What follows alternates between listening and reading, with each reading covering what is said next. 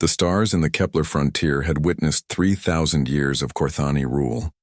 17 sectors of space stretched between 4 major star systems, creating the galaxy's busiest trade route.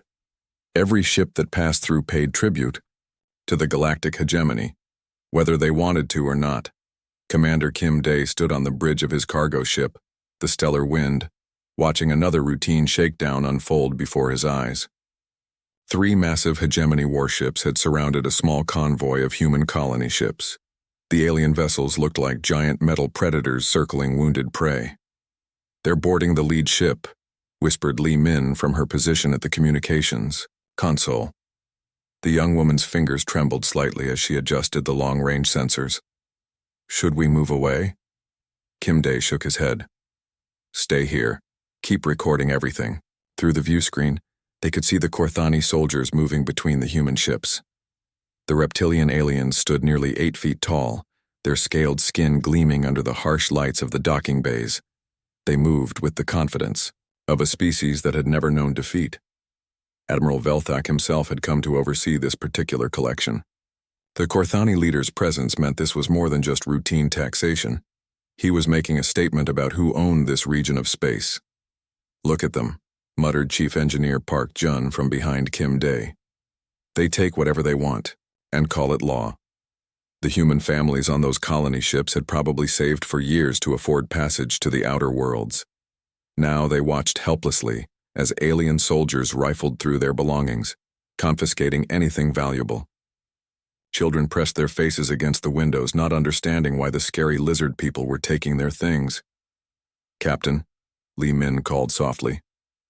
"I'm picking up their communications. They're laughing about something." Kim Day's jaw tightened. The universal translator converted the alien speech into human language, but it couldn't translate the contempt in their voices. To the Corthani, humans were nothing more than clever animals, useful for simple labor, but hardly worth considering as equals. The colony ships carried farming equipment, medical supplies, in the hopes of 3,000 settlers. The hegemony took a third of everything as their transit fee. They called it maintaining order in the galaxy. Everyone else called it theft. "Are you getting all this?" Kim Day asked. "Every second," Li Min confirmed. "The quantum relay is ready. We can transmit to Earth Colonial Administration whenever you give the word." Through the view screen, they watched Admiral Velthak personally inspect the confiscated goods. The alien's cold yellow eyes showed no emotion as he examined family, photographs, and children's toys alongside valuable electronic equipment. To him, it was all the same, property of lesser beings that now belonged to the hegemony. The Stellar Wind floated silently in the shadow of a small asteroid, its engines running on minimal power. Kim Day had learned long ago how to avoid attracting hegemony attention. Stay quiet, stay hidden, and never give them a reason to notice you. That was how independent traders survived in alien-controlled space. But watching this display of casual cruelty, Kim Day felt something stirring in his chest. It wasn't the first time he had witnessed hegemony brutality. Every human trader had seen it countless times. The difference was that today, someone was recording it all. "They're moving to the second ship," Park Jun reported grimly. The pattern repeated itself. Corthani soldiers swept through the vessel, taking whatever caught their interest. An elderly woman tried to protect a small box, probably containing her life savings, but the aliens simply pushed her aside. A young father argued with the soldiers over his daughter's medicine, only to be stunned unconscious for his trouble. The child's crying echoed through the open communication channels. "Monsters," Li Min whispered. "No," Kim Day said quietly. "Monsters act without thinking. These aliens know exactly what they're doing. They want us to feel helpless." The third colony ship suffered the same fate. By the time the hegemony forces finished their work, the human convoy had lost half its supplies and most of its hope. The alien warships departed as suddenly as they had arrived, leaving the colony ships to continue their journey with whatever remained. Kim Day waited until the hegemony vessels disappeared into hyperspace before powering up his engines. The Stellar Wind emerged from the asteroid's shadow like a ghost returning to life. "Send the recording," he ordered. Li Min's fingers flew over her console. Transmitting now. The Colonial Administration should receive it within 6 hours. Good. Kim Day stared at the departing colony ships. It's time Earth knew what's really happening out here. The quantum transmission raced through space, carrying images and data that would soon reach human worlds throughout the galaxy. Kim Day didn't know it yet, but he had just lit a fuse that would burn across the stars. In the comfortable halls of Earth's government, officials would see the footage and feel their own anger growing. In military academies, young officers would study the recordings and begin planning. In colonies throughout human space, people would watch and remember. The Korthani thought they ruled forever. They were about to learn otherwise. 3 weeks after the recording reached Earth, the medical convoy Hope's Dawn carried its precious cargo through the Kepler frontier. Captain Park High checked her navigation charts one more time, hoping to avoid hegemony patrol routes. The ship's hold contained vaccines, antibiotics, and surgical equipment desperately needed on New Geneva colony, where a plague had already killed hundreds. "We should reach the colony in 18 hours, reported her navigator, Choi Min. The young man's voice carried hope, but his eyes showed worry. Everyone knew the risks of traveling through hegemony space. The convoy consisted of 3 medical ships and 2 escort frigates. It wasn't much protection against alien warships, but Earth's military resources were spread thin across dozens of colonies. Captain Park High had volunteered for this mission because she understood what was at stake. Without these supplies, thousands more would die. "Contact on long-range sensors," called out the communications officer. 3 Korthani vessels approaching fast. Park High's heart sank. She had hoped to slip past unnoticed, but the aliens seemed to find human ships no matter how carefully they planned their routes. The hegemony vessels moved with predatory grace, surrounding the medical convoy within minutes. "This is Admiral Velthak of the 3rd Fleet," came the cold reptilian voice over the communication channel. "Prepare to be boarded for inspection." "Admiral, we're carrying medical supplies for plague victims," Park High responded. "These materials are protected under galactic humanitarian law." The alien's laughter sounded like grinding metal. "Human law means nothing here. You will comply or be destroyed." Park High had no choice. The escort frigates were badly outgunned, and resistance would mean death for everyone aboard. She watched, helplessly, as Korthani soldiers flooded into her ship's cargo bay, their scaled hands touching everything with casual disregard. Admiral Velthak arrived with his personal guard, his massive form filling the doorway. The alien commander stood nearly 9 feet tall, his yellow eyes scanning the medical supplies with cold calculation. Each crate was labeled clearly: vaccines for children, blood plasma for surgery, antibiotics for infection. "Interesting cargo," the Admiral said, picking up a vial of vaccine. "Very expensive, I imagine." "Please," Park High stepped forward. "Those supplies will save lives. Children are dying on New Geneva." Velthak's reptilian features showed no emotion. He gestured to his soldiers, who began marking crates with alien symbols. "This equipment could be used for military purposes. Contraband." "It's medicine," Park High protested.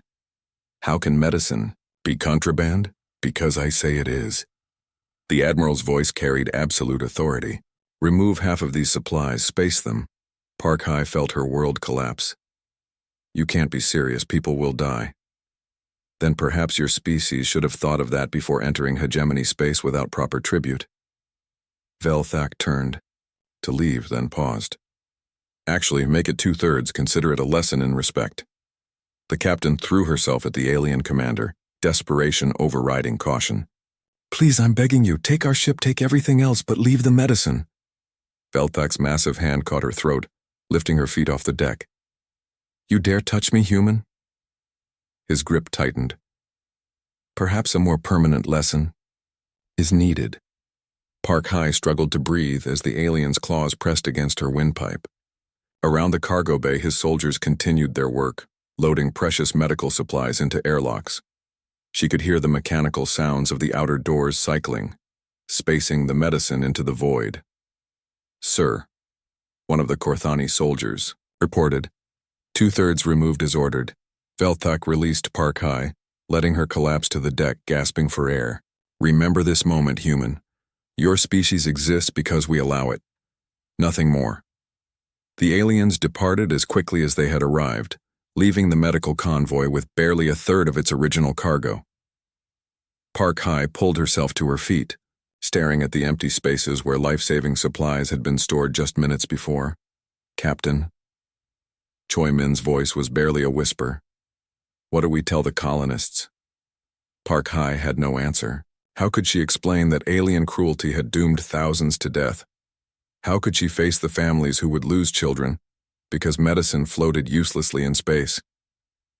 The convoy continued to New Geneva, but the damage was done.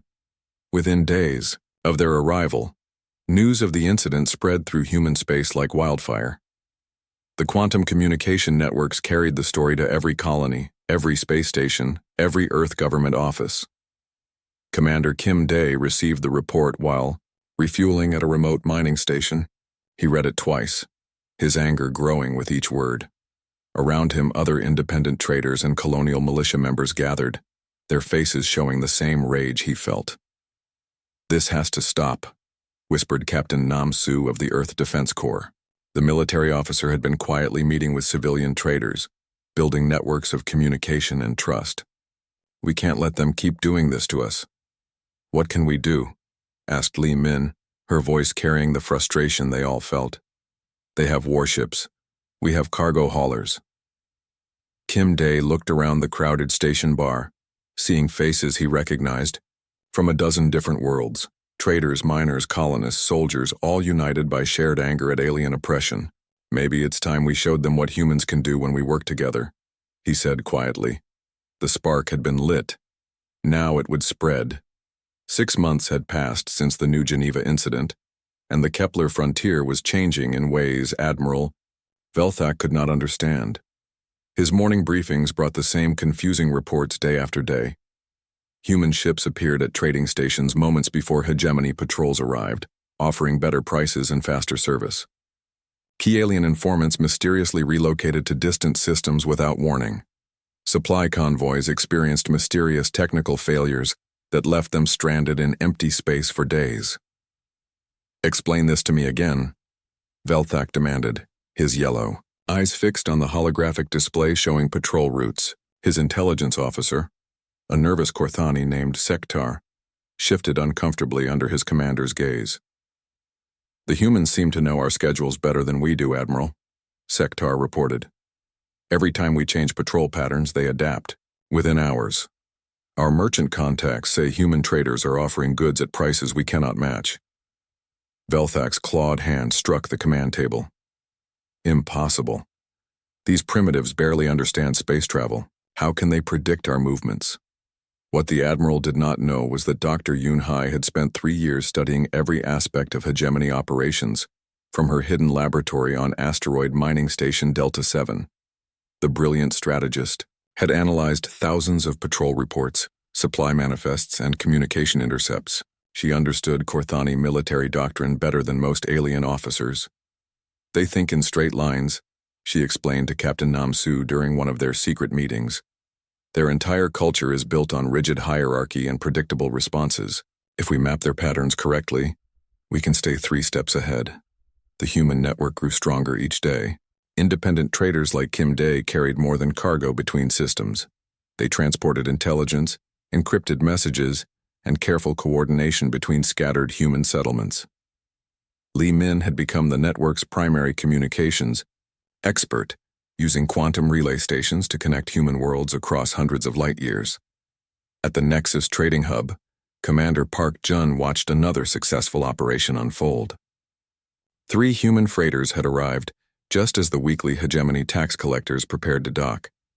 The human ships offered the same goods at half the price, and without the usual alien fees that made honest trade impossible. How do they keep doing this? Muttered the Korthani tax collector to his subordinate. It's like they know exactly when we're coming. They did know.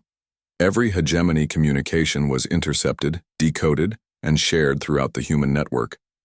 Within hours.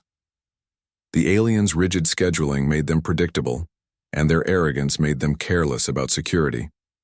The first direct confrontation came on a quiet Tuesday near the Sigma relay station. Captain Kim Day was transferring cargo when 3 hegemony patrol ships surrounded his vessel. Admiral Velthak himself appeared on the communication screen, his reptilian features twisted with anger.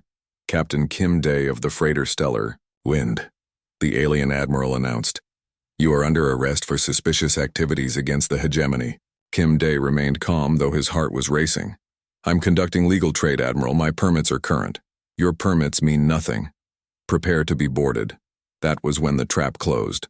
3 Earth Defense Corps frigates decloaked simultaneously. Around the hegemony vessels, their weapons powered and targeting systems locked. The alien ships suddenly found themselves surrounded instead of surrounding. This is Captain Nam-Su of the Earth Defense Corps, came the professional voice over the communication channel. You are in violation of human territorial space. Stand down immediately. Velthak's eyes widened with shock. This sector belongs to the hegemony. You have no authority here. Not anymore, Nam-Su replied calmly. This region is now under human protection. You have 60 seconds to withdraw your vessels. For the first time in his long military career, Admiral Velthak faced a choice between fighting and retreating. His 3 patrol ships were outnumbered and outgunned. The human frigates showed weapon signatures he did not recognize, and their positioning suggested tactical knowledge that should have been impossible for such a young species. Sir, his tactical officer whispered urgently, their weapons are targeting our engine cores. They know exactly where to hit us. Velthak's pride screamed for battle, but his survival instincts were stronger. All ships withdraw to safe distance, he ordered through gritted teeth. The hegemony vessels retreated, leaving Kim Day's freighter under human protection. It was the first time in over 1,000 years that alien forces had backed down from a confrontation in the Kepler frontier. News of the incident spread through both human and alien communication networks. On human worlds, the story brought hope and celebration. People who had lived under alien oppression for generations suddenly saw possibility where there had been only despair. In hegemony command centers, the news brought confusion and fear. How had these primitive humans developed such capabilities? Where had they acquired advanced weapons? How had they coordinated such a perfect ambush? Admiral Velthak studied the tactical recordings for hours, searching for answers. The human ships had moved with precision that suggested extensive planning and perfect intelligence. Their weapons were clearly military grade, but no human world was supposed to possess such technology. Sir, Sektar approached carefully. Intelligence reports similar incidents in 4 other sectors. Human forces are becoming more active throughout the region. Velthak stared at the star charts, seeing his carefully controlled territory marked with growing numbers of human activity reports. The web was tightening around his forces, and he was beginning to understand that he was the prey, not the predator. The humans were no longer running scared. They were hunting. Admiral Velthak stood before the largest holographic display in Hegemony 3rd Fleet headquarters, watching red dots represent over 200 warships. His reptilian pride had been wounded too many times by these upstart humans. Today would end their rebellion forever. Every available vessel in the sector, he announced to his gathered officers. Battle cruisers, destroyers, fighter squadrons, everything. We will crush these primitives so completely that no species will ever dare challenge hegemony authority again. The massive fleet moved through hyperspace like a metal storm destination, the Kepler Belt asteroid field where intelligence reports suggested the humans were hiding. Velthak had spent weeks planning this operation, using every tactical advantage his species had learned over 3 millennia of galactic dominance. Approaching target coordinates, reported his navigation officer. Dropping to normal space in 30 seconds. The hegemony fleet emerged from hyperspace in perfect battle formation, their weapons charged and sensors sweeping for targets. The asteroid field stretched before them, millions of tumbling rocks that could hide entire fleets. Velthak expected to find human ships cowering behind the larger asteroids, waiting for his forces to hunt them down one by one. Instead, he found empty space. Sensor report, Velthak demanded, his yellow eyes scanning the tactical display. Nothing, Admiral. No ship signatures, no energy readings. The field appears deserted. Velthak's tail lashed with frustration. Had the humans fled? Were they hiding? Deeper in the asteroid field. His massive fleet spread out in search formation, moving carefully between the spinning rocks. That was when Captain Nam Su sprang her trap.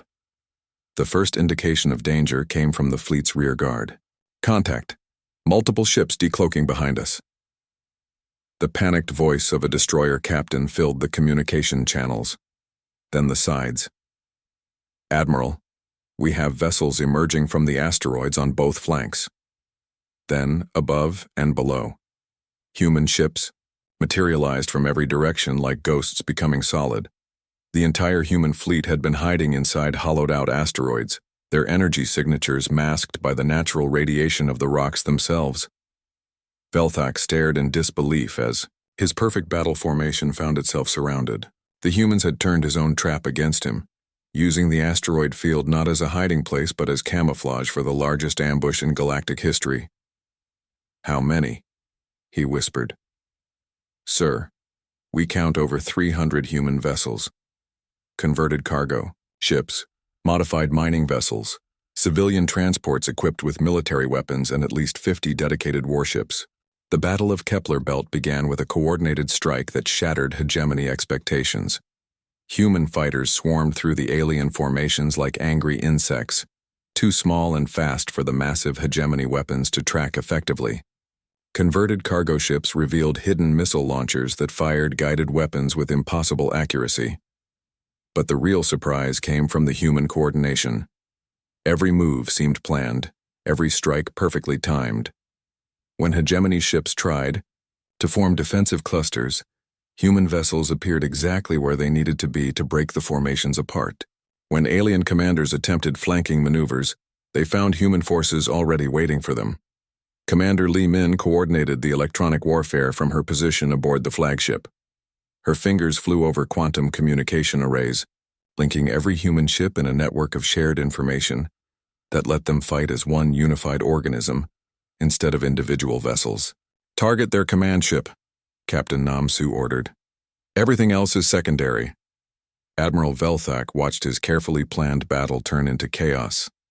His flagship, the mighty Dominion, shuddered under concentrated human fire. Warning lights flashed red across the command bridge as his ship's systems failed one by one. "Sir, they're not just attacking randomly," his tactical officer reported with growing panic. "They know exactly where to hit us. Engine cores, weapon arrays, communication systems. They're targeting our weakest points with surgical precision." The truth was that Dr. Yoon Hai had studied Korthani ship designs for years. Every weakness, every vulnerable system, every design flaw was mapped and shared with human forces. What seemed like impossible accuracy was actually careful preparation and detailed knowledge of enemy technology. Park Jun led a boarding party onto a disabled hegemony cruiser, his engineering team, quickly accessing alien computer systems. "We're in their network," he reported. "Downloading navigation data, fleet positions, supply routes, everything." As the battle raged for 18 hours, the tide turned completely against the hegemony forces. Human ships that should have been easy targets proved incredibly difficult to destroy. Crews trained in asteroid mining knew how to navigate dangerous environments, while years of living under alien oppression had taught them to fight with desperate creativity. The final blow came when Li Min's cyber warfare team penetrated the Dominion's main computer. Admiral Velthak watched helplessly as his own ship's systems turned against him, weapons powering down and engines failing. "Impossible," he whispered, the word that had become his constant refrain when dealing with these humans. "Abandon ship," came the order that no Korthani admiral had ever expected to give. "All hands to escape pods." As Velthak's escape pod drifted away from his dying flagship, he saw the impossible sight of human victory. His mighty fleet was broken, scattered, fleeing in disorder back toward hegemony space. The primitives had not just won, they had completely outfought the galaxy's most powerful military force. The survivors who reached hegemony core worlds brought news that would shake every alien government. Humanity was no longer prey. The age of human subjugation was over. 6 months after the Battle of Kepler Belt, the region hummed with life that Admiral Velthak could never have imagined. Captain Nam Su stood on the observation deck of Kepler Station, watching ships of dozens of species dock peacefully at the massive spaceport. Human cargo vessels unloaded supplies alongside alien freighters, while children of multiple species played together in the station's central plaza. "Daily report, Captain," said Li Min, approaching with her datapad. The young communications officer had been promoted to station coordinator after her crucial role in the battle. 15 new trade agreements signed this week. 3 more alien colonies have requested to join our protection zone. Nam Su smiled as she watched a group of young Korthani refugees learning to operate human mining equipment. These were not the proud warriors who had once terrorized human space, but civilians who had fled their own government's oppression seeking freedom in human territory. "Any word from the Hegemony Council?" Nam Su asked. "They're still avoiding us completely," Li Min reported. "Admiral Korthvel received new orders yesterday. The entire Kepler frontier is now marked as human sphere. No military operations authorized." The transformation had been remarkable. Without hegemony taxation and arbitrary laws, trade flourished throughout the region. Human colonies that had struggled to survive now prospered under the protection of Captain Nam Su's fleet, officially designated the Kepler Defense Force. More importantly, alien species that had suffered under hegemony rule for centuries were discovering what freedom meant. Commander Kim Dae walked through the bustling marketplace in the station's lower levels, marveling at the changes. Alien merchants who once paid crushing tribute to Korthani overlords now traded freely with human partners. A Zalani artist displayed sculptures next to a human engineer's technical innovations. Children who had never seen their parents smile now laughed as they played games from a dozen different worlds. "Kim Dae," called out Park Jun from across the plaza. The former engineer had become the station's technical director, overseeing the integration of human and alien technologies. "Come see this." Park Jun led him to a new section of the station where human and alien workers labored side by side on advanced construction projects. "We're building the galaxy's first truly integrated shipyard," he explained proudly. Human engineering, Zalani metallurgy, and Vakari energy systems all working together. It was something that would have been impossible under hegemony rule, where each species was kept separate and controlled through division. The aliens had maintained power by preventing cooperation between subject peoples. Now freed from that oppression, the different species were discovering how much they could accomplish together. Dr. Yoon Hai reviewed intelligence reports in her new office, tracking developments across human space. The pattern that had started in the Kepler frontier was spreading to other regions. 7 more sectors have reported successful human operations, she told Captain Nam Su during their daily briefing. The hegemony is withdrawing from frontier territories throughout the galaxy. The reports all followed similar patterns. Human forces would demonstrate their capabilities through careful, limited engagements. Alien populations would see that resistance was possible. Local human commanders would offer protection and trade partnerships. Within months, entire regions would shift from hegemony control to human protection. "They're not fighting us anymore," Yoon Hai observed. "They're running from us." The psychological impact of the Kepler Belt victory had shattered hegemony confidence throughout the galaxy. For 3,000 years, the aliens had ruled through the belief that resistance was impossible. Now that belief was broken, and their entire system of control was collapsing. In the marble halls of the Hegemony High Council, emergency sessions had become routine. Admiral Korthvel stood before the assembled alien leaders, his reptilian features showing the strain of recent defeats. "The human phenomenon continues to spread," he reported grimly. 12 sectors have declared independence from hegemony authority. Our tax revenues have dropped by 40%. Military recruitment is failing as our own species question the war. Council leader Vexithara, an ancient Korthani whose scales had turned white with age, listened with growing despair. "How did we underestimate them so completely?" "They don't fight like us," Korthvel explained. "Our tactics assume rational behavior, predictable responses. Humans fight with creativity we cannot counter. They adapt faster than our strategic planning can follow. Back at Kepler Station, Captain Nam Su received a priority transmission from Earth Colonial Command. The message was brief but significant. Similar incidents were being reported in 18 more frontier regions. The human resistance had become a galactic revolution. Captain, Li Min approached with barely contained excitement. We're receiving requests for protection from systems throughout the Outer Rim. The Denari Republic wants to join our alliance. The Corvani Federation is asking for military advisors. Nam Su looked out at the busy docking bays where human and alien crews worked together loading supplies for colonies that would have starved under hegemony rule. Children who had lived in fear now played safely in parks built where alien tax collection centers once stood. Send replies to all requests, she decided. Tell them we'll provide protection to any system that wants to live free. Her communications officer reported the daily military summary. 3 more hegemony fleets have changed course to avoid human territory. They're not even trying to patrol the frontier anymore.